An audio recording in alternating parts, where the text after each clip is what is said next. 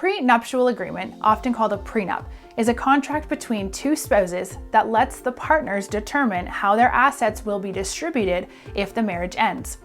The agreements can be powerful tools for helping people avoid the uncertainty that can ensue in a divorce proceeding.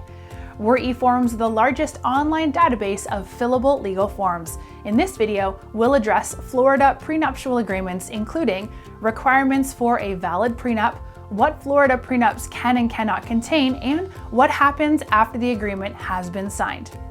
Although prenuptial agreements can be a valuable tool in certain situations, pursuing them should be handled delicately. After all, in many couples, even bringing up the issue can cause a fight. Those thinking about pursuing a prenuptial agreement should consider speaking with a financial advisor. Make sure to watch to the end of this video so you can access an official lawyer-approved template from eForms. First, the basics. What are the requirements for a valid prenuptial agreement in Florida? Prenuptial agreements are contracts. The requirement that a contract have some kind of consideration, meaning an exchange of value, is satisfied by the marriage itself.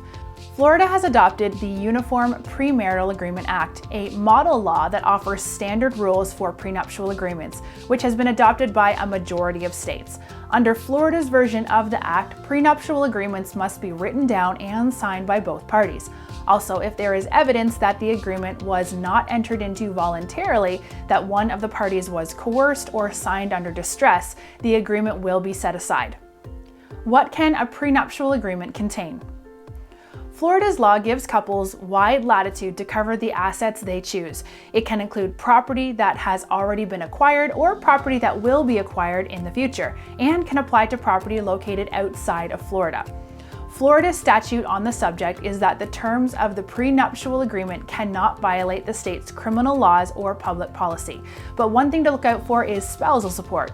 If a prenuptial agreement limits spousal support to the point that a partner qualifies for public assistance, a court may void the provision and force the other partner to provide more. Prenuptial agreements cannot include provisions removing a party's obligation to pay child support.